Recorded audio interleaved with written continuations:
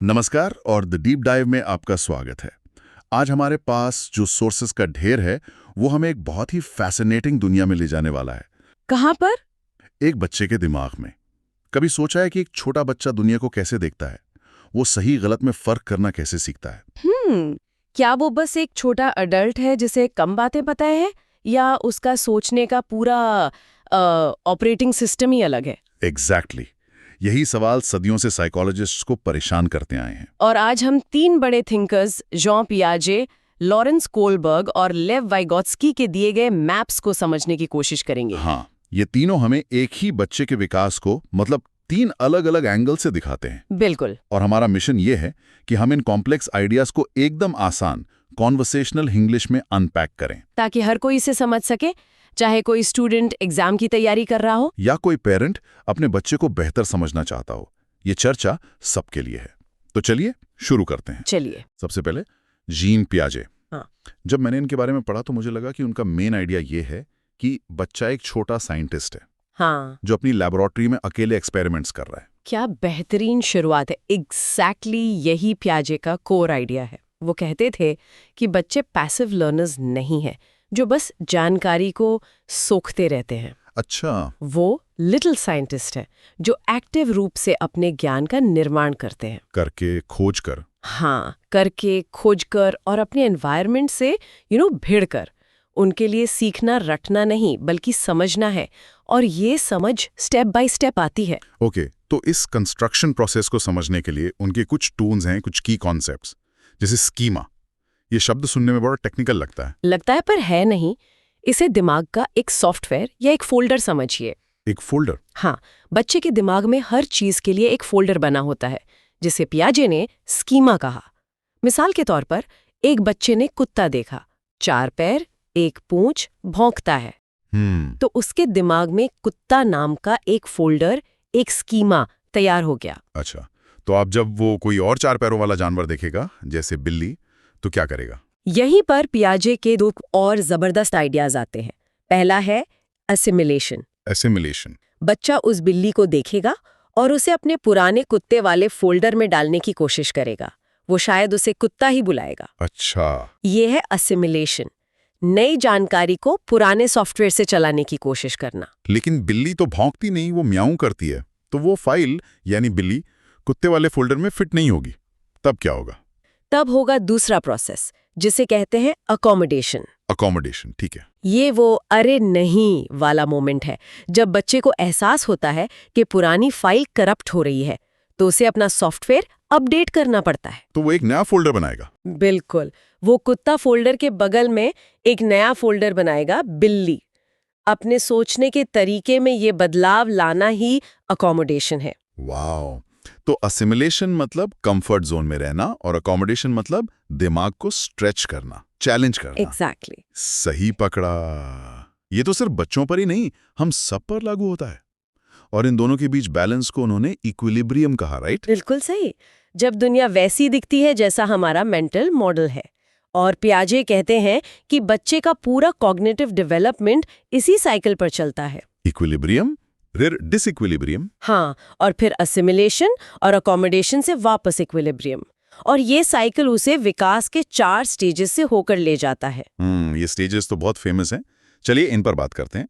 पहला है sensory motor stage, जन्म से 2 साल तक। इस स्टेज में बच्चा दुनिया को अपने सेंसेस और एक्शन से समझता है, छूकर, मुंह में डालकर, देखकर। अच्छा। यहाँ की सबसे बड़ी अचीवमेंट है ऑब्जेक्ट परमानेंस। शुरू में बच्चे के लिए out of sight out of mind होता है। मतलब अगर खिलौना चादर के नीचे छुपा दिया तो उसके लिए वो गायब हो गया, हमेशा के लिए। लेकिन इस स्टेज के अंत तक वो समझ जाता है कि खिलौना अभी भी वहीं है, बस दिख नहीं रहा। ये एक ह्यूज मेंटल लीप है। ये तो है।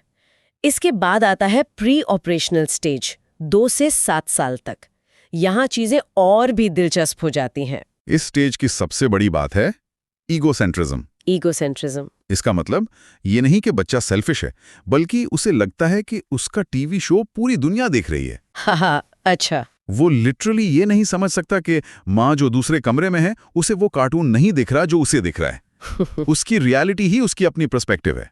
वाओ, 7 साल तक लॉजिकल थिंकिंग नहीं, ये तो कमाल की बात है। हाँ, वो लॉजिकली नहीं सोच सकता। मतलब 6 साल के बच्चे के साथ लॉजिक से बहस करना बेकार है। ये तो हर पेरेंट को जानना चाहिए। तो लॉजिक कब आता है? लॉजिक की एंट्री होती है तीसरे स्टेज में, कॉन्क्रीट ऑपरेशनल स्टेज, जो 7 से 11 साल तक चलता है। Concrete operational. यहाँ बच्चा कॉन्क्रीट यानी ठोस चीजों के बारे में लॉजिकली सोचना शुरू कर देता है। वो कंजर्वेशन का कॉन्सेप्ट समझ जाता है। मतलब वो वाला एक्सपेरिमेंट जिसमें एक चौड़े ग्लास का पानी। हाँ, वही। अगर आप एक चौड़े ग्लास का पानी एक लंबे पतले गिलास में डाल दें तो पानी की मात्रा उतनी ही रहती है, भले ही वो ज्यादा दिखे। ये वो समझ जाता है। और आखिर में 11 साल के बाद आता है फॉर्मल ऑपरेशनल स्टेज। हाँ, यहाँ बच्चा एक ट्रू साइंटिस्ट बन जाता है।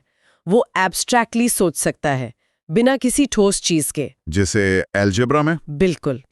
वो अलजेब्रा के एक्स और वाई को समझ सकता है, भविष्य के बारे में प्लान कर सकता है और न्याय, आज़ादी और समानता जैसे बड़े बड़े आइडियाज पर बहस कर सकता है। ये थियोरी सुनने में तो बहुत पावरफुल है। इसने एजुकेशन को देखने का तरीका ही बदल दिया, लेकिन इसकी कुछ कमियां भी तो हैं। बिल्कुल। कोई भी थियोरी परफेक्ट नहीं होती। पियाजे की सबसे बड़ी आलोचना ये है कि उन्होंने बच्चों की क्षमताओं को कम आंका। अच्छा। हाँ, बाद की रिसर्च ने दिखाया कि अगर टास्क को थोड़ा आसान और मजेदार बना दिया जाए तो बच्चे पियाजे के बताए गए टाइम से पहले भी लॉजिकल सोच दिखा सकते हैं। और एक और बड़ा क्रिटिसिज्म कल्चर को लेकर है ना, कि उन्होंने सोशल और कल्चरल फैक्टर्स को पूरी तरह इग्नोर कर दिया। हाँ, उनका बच्चा जैसे एक वैक्यूम में बड़ा हो रहा है। उन्होंने इस बात पर ध्यान नहीं दिया कि अलग अलग कल्चर में बच्चे अलग तरीके से सीखते हैं। और उनके स्टेजेस भी काफी रिजिड लगते हैं। बहुत रिजिड। असल जिंदगी में डेवलपमेंट इतना neat and clean step by step नहीं होता। चीजें ओवरलैप करती हैं। लेकिन क्या ये क्रिटिसिज्म पूरी तरह फेयर है? पियाजे तो डेवलपमेंट के यूनिवर्सल बायोलॉजिकल स्टेजेस की बात कर रहे थे। ये एक बहुत अच्छा पॉइंट है। शायद उनका फोकस ही अलग था, कल्चर पर नहीं। ये बात सही है। हमें किसी भी थिंकर को उसके कॉन्टेक्स्ट में देखना चाहिए। पियाजे ने जो किया वो ग्राउंड ब्रेकिंग था। उन्होंने हमें बताया कि बच्चों की सोच का हार्डवेयर कैसे डेवलप होता है। पर इस हार्डवेयर पर चलने वाला मॉरल सॉफ्टवेयर कहाँ से आता है? बच्चा सही गलत का फैसला करना कैसे सीखता है? इसी सवाल ने लॉरेंस कोलबर्ग को फैसिनेट किया था। क्या बढ़िया ट्रांजिशन है। तो चलिए कोलबर्ग की दुनिया में चलते हैं। उनका फोकस मोरालिटी पर था। हाँ, और कोलबर्ग का सबसे बड़ा इंसाइट ये था कि मोरालिटी इस बात में नहीं है कि आप क्या करते हैं, बल्कि इस बात में है कि आप उसे क्यों करते हैं। एग्जैक्टली। सोचिए, 2 बच्चे हैं, दोनों ने दुकान से टॉफी नहीं चुराई। पहला इसलिए नहीं चुराता क्योंकि उसे पकड़े जाने और पिटाई का डर है। ठीक है।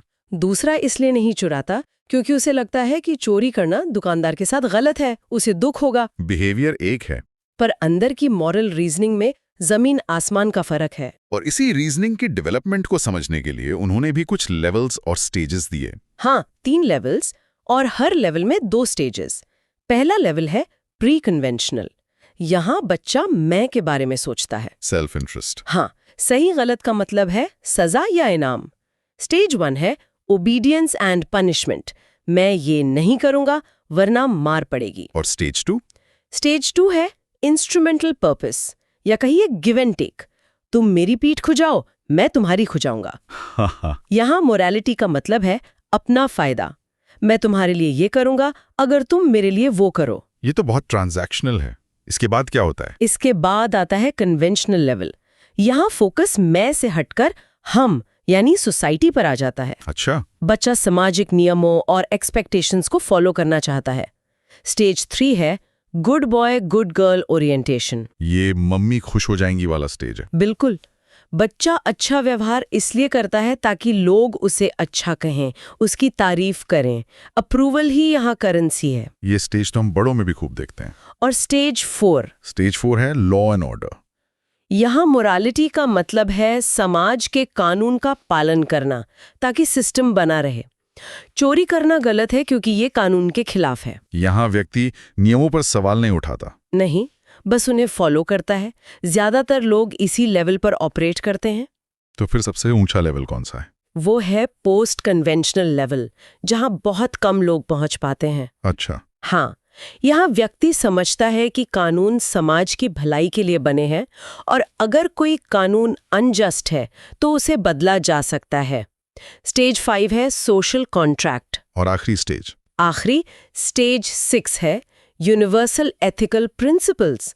यहाँ व्यक्ति अपने ज़मीर की सुनता है। न्याय, समानता, मानवाधिकार जैसे सिद्धांतों के लिए वो कानून भी तोड़ सकता है। जैसे गांधी, मार्टिन लूथर किंग। हाँ, नेल्सन मंडेला, ये लोग इस स्टेज की मिसाल है। ये तो काफी आइडियल पिक्चर है, लेकिन कोलबर्ग की थ्योरी की भी काफी आलोचना हुई है, खासकर एक फेमिनिस्ट पर्सपेक्टिव से। हाँ, कैरल गिलिगन का क्रिटिसिज्म बहुत पावरफुल है। उन्होंने कहा कि कोलबर्ग की पूरी रिसर्च सिर्फ लड़कों और आदमियों पर आधारित थी। और उन्होंने मोरालिटी को सिर्फ जस्टिस और रूल्स के चश्मे से देखा।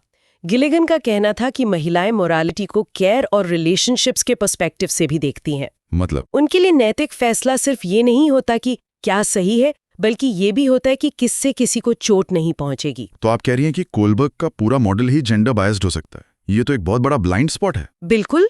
इसके अलावा कोलबर्ग की थ्योरी पर वेस्टर्न कल्चर का प्रभाव भी साफ दिखता है। और एक और कमी, सोचना और करना एक बात नहीं है। बिल्कुल सही। हम सब जानते हैं कि सच बोलना सही है, पर क्या हम हमेशा सच बोलते हैं? कोलबर्ग ने मॉरल रीजनिंग पर फोकस किया, मॉरल एक्शन पर नहीं। ये तो है। तो अब तक की कहानी ये है, पियाजे ने बच्चे को एक अकेले साइंटिस्ट की तरह देखा, कोलबर्ग ने उसे एक अकेले जज की तरह देखा। लेकिन क्या बच्चा सच में इतना अकेला है? क्या उसके विकास में आसपास के लोगों का, समाज का, कल्चर का कोई रोल नहीं है? और इसी सवाल का जवाब देते हैं हमारे तीसरे विचारक, लेव विगोत्स्की। विगोत्स्की ने आकर पूरा स्क्रिप्ट ही पलट दिया। कैसे? उनका कोर आइडिया था कि डेवलपमेंट अकेले में नहीं होता, ये एक सोशल प्रोसेस है। बच्चा दूसरों से सीखता है, अपने माँ बाप से, टीचर्स से, दोस्तों से। उनके लिए सीखना एक टीम स्पोर्ट है। बिल्कुल। पियाजे और विगोत्स्की तो एकदम ऑपोजिट लगते हैं। पियाजे के लिए बच्चा पहले डेवलप होता है, फिर सीखता है। विगोत्स्की कह रहे हैं कि बच्चा सीख कर डेवलप होता है। प्रिसाइसली। वाइगोत्स्की के लिए दो चीजें सबसे ज्यादा जरूरी हैं, सोशल इंटरैक्शन और लैंग्वेज। हाँ, उनका मानना था कि हर फंक्शन बच्चे के दिमाग में 2 बार आता है।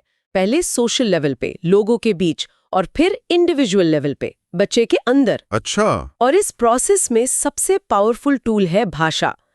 जब बच्चा कोई मुश्किल काम करते हुए खुद से बातें करता है, तो वो सिर्फ बोल नहीं रहा, वो भाषा का इस्तेमाल करके अपनी सोच को गाइड कर रहा है। और यहीं पर उनका वो फेमस कॉन्सेप्ट आता है, जोन ऑफ प्रॉक्सिमल डेवलपमेंट या ZPD। ये सुनने में तो बड़ा कॉम्प्लेक्स लगता है, पर आइडिया बहुत सिंपल और ब्यूटीफुल है। ZPD उस गैप को कहते हैं जो एक बच्चा अकेले कर सकता है और जो वो किसी ज्यादा जानकार व्यक्ति की मदद से कर सकता है। एक एग्जाम्पल से समझाइए। मान लीजिए एक बच्चा अकेले 5 पीस की पजल सॉल्व कर लेता है, पर 10 पीस की नहीं कर पाता। लेकिन अगर उसकी माँ या टीचर उसे थोड़े से हिंट्स दें, तो वो 10 पीस वाली पजल भी कर लेता है। हाँ, तो 5 से 10 पीस के बीच का जो एरिया है वही उसका ZPD है, उसका लर्निंग स्वीट स्पॉट। तो ZPD पेरेंट्स और टीचर्स के लिए एक सुपर पावर जैसा है। ये बताता है कि बच्चे को कब मदद करनी है और कब उसे खुद ट्राई करने देना है। बिल्कुल। ज्यादा मदद उसे डिपेंडेंट बना देगी, कम मदद उसे फ्रस्ट्रेट कर देगी। ये बैलेंस ही तो आर्ट ऑफ टीचिंग है। और इस टेम्पररी हेल्प को वाइगोत्स्की ने एक नाम भी दिया था, है ना? हाँ, स्कैफोल्डिंग। जैसे एक बिल्डिंग बनाते वक्त मचान लगाते हैं, जो बिल्डिंग पूरी होने पर हटा दी जाती है, वैसे ही ये सपोर्ट भी टेम्पररी होती है। सही। टीचर शुरू में ज्यादा मदद करता है और जैसे जैसे बच्चा सीखने लगता है वो सपोर्ट धीरे धीरे हटा लेता है। तो एक अच्छे टीचर का गोल है कि वो धीरे धीरे खुद को यूजलेस बना दे ताकि बच्चा इंडिपेंडेंट हो जाए। क्लासरूम में इसके एग्जाम्पल्स क्या हो सकते हैं? कई तरीके हैं। पीयर ट्यूटरिंग, जहां एक बच्चा दूसरे को पढ़ाता है। कोलैबोरेटिव लर्निंग, जहां बच्चे ग्रुप्स में मिलकर प्रॉब्लम सॉल्व करते हैं। मतलब टीचर का काम सिर्फ लेक्चर देना नहीं है? बिल्कुल नहीं। टीचर का काम है सीधा जवाब देने की बजाय हिंट्स देना, सवाल पूछना। ये सब स्कैफोल्डिंग के ही रूप हैं। वाइगोत्स्की का आइडिया तो बहुत प्रैक्टिकल और पावरफुल लगता है, लेकिन इसकी भी कुछ सीमाएं होंगी। हाँ, आलोचक कहते हैं कि वाइगोत्स्की ने सोशल फैक्टर्स पर इतना ज्यादा फोकस किया कि उन्होंने बायोलॉजिकल मैचुरेशन के रोल को थोड़ा कम आंका। पियाजे का उल्टा। एक तरह से हाँ। और ZPD को मापना बहुत मुश्किल है। हर बच्चे का ZPD अलग होता है और ये जानना कि किससे, कब और कितनी मदद चाहिए, ये एक चैलेंज है। तो जब हम इन तीनों को एक साथ देखते हैं तो एक बड़ी मजेदार पिक्चर बनती है। पियाजे बच्चे को एक अकेले साइंटिस्ट की तरह देखते हैं, वाइगॉस्की उसे एक अप्रेंटिस की तरह देखते हैं जो समाज में बड़ों से सीख रहा है, और कोलबर्ग उसे एक जज की तरह देखते हैं जो अपनी मॉरल कंपस बना रहा है। क्या खूबसूरती से समराइज किया है। ये तीनों पर्सपेक्टिव्स एक ही बच्चे के अलग अलग रूप हैं। कोई भी एक अकेला पूरा सच नहीं है। तो एक मॉडर्न टीचर या पेरेंट को इन तीनों थ्योरीज से आइडियाज लेकर अपना एक बैलेंस्ड अप्रोच बनाना पड़ता है। हमें ये भी समझना होगा कि बच्चा खुद से भी सीखता है, पैजे, उसे समाज की भी जरूरत है, विगोस्की, और उसे सही गलत की समझ भी विकसित करनी है। तो ये थी पैजे, कोलबर्ग और वाइगॉस्की की थ्योरीज पर हमारी आज की गहरी बातचीत। इन तीनों ने मिलकर हमें बच्चों के विकास को समझने का एक मल्टी डायमेंशनल लेंस दिया है। ये सिर्फ थ्योरीज नहीं है, ये टूल किट्स हैं जो हमें अगली पीढ़ी को बेहतर ढंग से पालने और पढ़ाने में मदद कर सकती हैं। बिल्कुल। और जाते जाते सुनने वालों के लिए एक सवाल छोड़ जाती हूँ। जरूर। ये तीनों थ्योरीज उस जमाने में बनी थी जब न तो इंटरनेट था, न सोशल मीडिया और न ही AI। आज के डिजिटल एज में जहां बच्चे टेक्नोलॉजी से इतना ज्यादा इंटरैक्ट कर रहे हैं, ये थ्योरीज कितनी रेलेवेंट है? बहुत ही दिलचस्प सवाल है। क्या सोशल मीडिया और AI ट्यूटर्स बच्चों के कॉग्निटिव, मॉरल और सोशल डेवलपमेंट को उन तरीकों से बदल रहे हैं जिनके बारे में पियाजे, कोलबर्ग या वाइगॉत्स्की ने तभी कल्पना भी नहीं की होगी? इस पर सोचिएगा जरूर।